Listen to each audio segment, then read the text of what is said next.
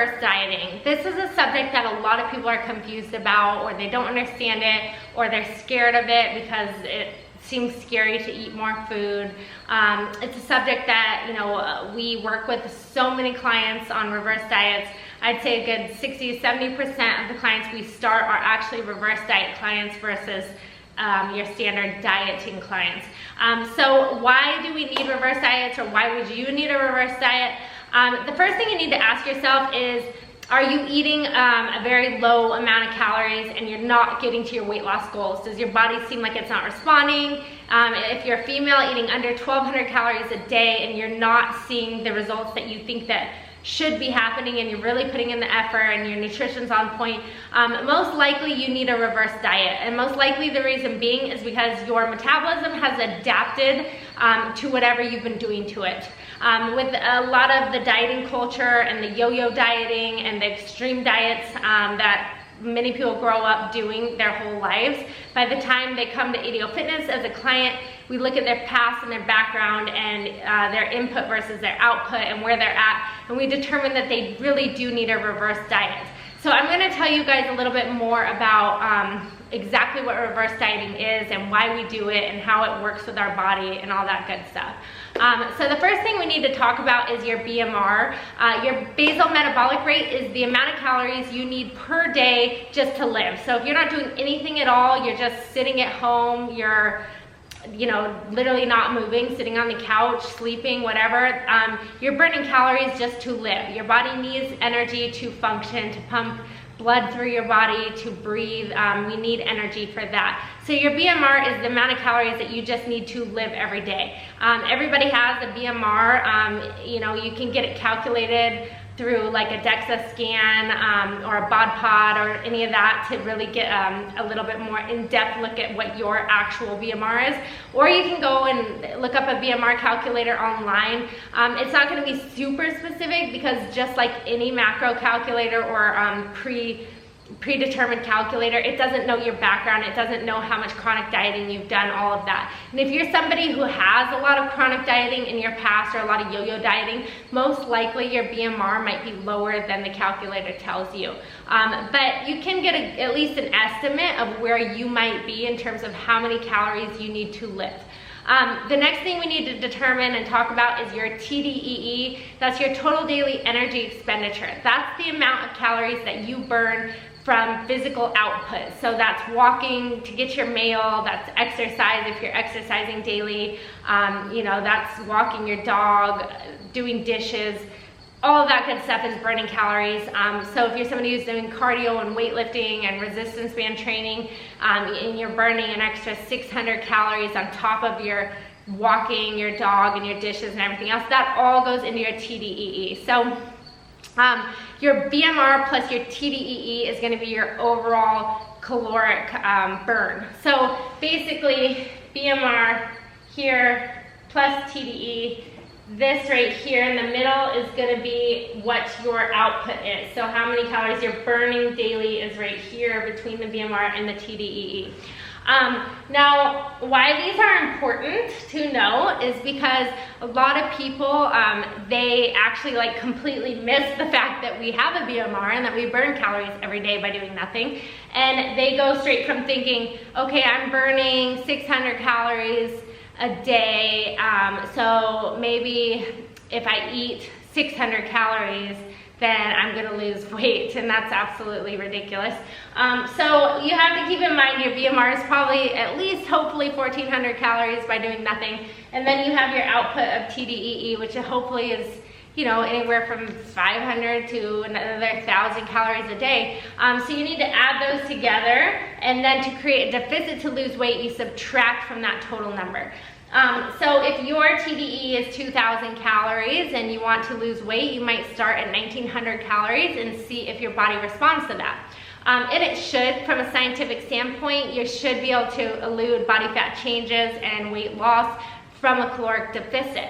Now, sometimes this doesn't work scientifically, and the reason being is because your metabolism is not where you think it is. It's not running optimally, and it's not running up here. And basically, Kristen always gives the rubber band example, which I think is, it's a good way to put it because it's visual that you guys can see. So if your TDEE is up here and your calories are here, you're at maintenance, so you're not losing or gaining anything. If you subtract calories, then your body fat should come down, but along with coming down, your metabolism comes down because your body is constantly trying to stay in homeostasis, trying to stay in balance, so it wants to adapt to that caloric deficit.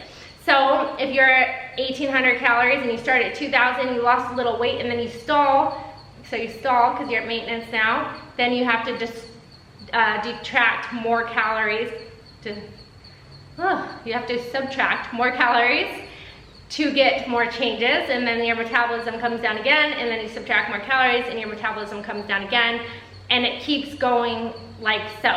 Now, the problem arises when you get so low that you're actually at your BMR, so your calories that you need to live, you start to eat under even that. Now, when that happens, the body, again, it wants to stay in homeostasis, and it says, you're not even feeding me enough to live, so what am I gonna do? I'm gonna shut down your functions and your organs and the systems that I don't need to survive. For females, the #1 system that we do not need for survival is our reproductive system. You usually see with females, they have progesterone and estrogen problems when they've been on a extreme diet. And the reason being is because those are your sex hormones, and that's what your body is kind of starting to just not care. It's not putting emphasis on those functioning properly because it's trying to feed other organs in your body, other hormones that you need to survive. So when that happens, you lose your menstrual cycle. That's why you see so many women with low body fat levels losing their menstrual cycles, is because we do not need to reproduce to survive. Your body does not want to have a baby if you're not even feeding it enough calories to live. It can't support another living being. So that is exactly why hormonal shifts happen once you start eating under this amount. And this is why, you know, you see a lot of other issues arise, like thyroid issues, hair loss, all sorts of things, because our body is constantly trying to shut down systems to keep you alive. It's a good thing that your body does this. It's called metabolic adaptation. It's a good thing because without this, we would literally die. We could starve to death very easily. So it's not a bad thing. It's the way our body keeps us alive, but it also means for body fat loss, it makes things a little more complicated and a little more confusing. So once you get down here, your body also, it'll start attacking its own muscle tissue for energy, and it will preserve your fat mass, because your fat is gonna keep you alive more so than your muscle tissue is. So your body wants to preserve fat. It's gonna shut down all function trying to preserve your fat at this point. So what do you do when you get to this point? You reverse diet. Reverse dieting is essentially just the opposite of dieting. It just means you're bringing your calories back up, so your metabolism comes back up, so your body starts to know, okay, I'm not starving to death, I don't need to shut down my hormonal functions, and I will live. So that is why you bring calories back upward through a reverse diet. Now, you have to be very strategic about how you reverse diet, because if you do it wrong, you will gain a significant amount of body fat. The reason being is because, like I said, your metabolism is way down here. If you start eating this much more, your body fat's gonna go way up before your metabolism can adapt to that. You might have seen a lot of competitors who get in really good shape for a bodybuilding show and they cut for 12 weeks. And then post-show, they gain 20 pounds like within a couple of weeks. And you think, well, how the hell did they do that?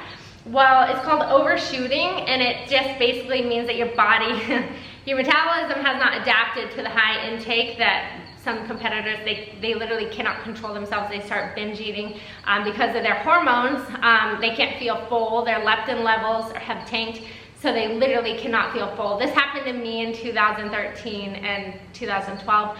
I would gain a significant amount of weight post-show because I literally could eat and eat and eat and I would not feel full. That's, again, our body's mechanism to protect it. My body wanted me to put on body fat, so it shut down my leptin and my hormones that give me the satiated feeling. And I was eating to the point of like getting sick almost because my body it wanted calories, it wanted food. So it was like, you don't need to feel full, you need to eat food. The problem with that is my body fat shot way up before my metabolism could adapt, and that was a miserable place to be. So I wrote this little graph here so you guys could kind of understand this a little bit better. Time is on the x-axis and calories on the y-axis. The blue line is your metabolism and the green line is your body fat. Oh, I need to erase it. Don't pay attention to these lines yet. I'm going to erase those. So when you start a diet, you're up here in terms of your metabolism and your body fat. You're dropping calories, so your metabolism is coming down like we talked about, but so is your body fat, because your metabolism is still above your body fat. It's still running fairly optimally. So you're still dropping body fat while you drop calories. But over time, like I said, your body adapts, metabolic adaptation, metabolism adapting to the caloric deficit. And basically your metabolism adapts and it's like, we're not gonna burn body fat anymore. So your body fat stops dropping here, and you have this little disconnect here where your body fat won't drop, but your metabolism is still dropping. So at that point you need to bring calories back up, but if you overshoot, if you bring calories back up too fast, so if you don't reverse diet, in other words, if you just eat a bunch of food, what happens is your body fat shoots way up because you're eating a lot more, and your metabolism doesn't have the time to adapt to the caloric intake. So you see a lot of people who actually weigh more after dieting than they did when they started. So, you know, you started here and now you weigh this much because your metabolism is still down here. You haven't given it time to adapt to that higher caloric intake. This is why reverse dieting is so important to do strategically and slowly. And a lot of people don't know that. They come out of a show or out of a deficit or even just out of a diet for a vacation, and then they eat a whole bunch of food on vacation and they gain all the weight back plus some, and they come back even heavier than when they left, and they're like, how does it happen? This is how it happens. So this is why we have to be smart about reverse dieting, and this is also why, you know, if you're somebody who's already down here, we can't cut you from this. You're not gonna lose body fat if you're already down here. So if you're coming to us and you're like, I wanna lose 10 pounds, but you're only eating 1,000 calories, and you have a background of chronic dieting or severe restriction, we're not gonna cut your calories, because all that's gonna do is, like I mentioned over here, it's gonna screw up your hormones more. So this is why we reverse diet you before we start cutting again, is because we're trying to get your metabolism back on board to work optimally before your body fat level gets back up here. So again, this is the disconnect that happens if you don't reverse diet. Your body fat's high, your metabolism hasn't adapted, and you put on more body fat than you started with. This is also why yo-yo dieting is really bad. So at ADO Fitness, you know, we have a strategy and a method to our reverse diets. We do them slowly, and you know, a lot of people want to know how long do I need to reverse diet.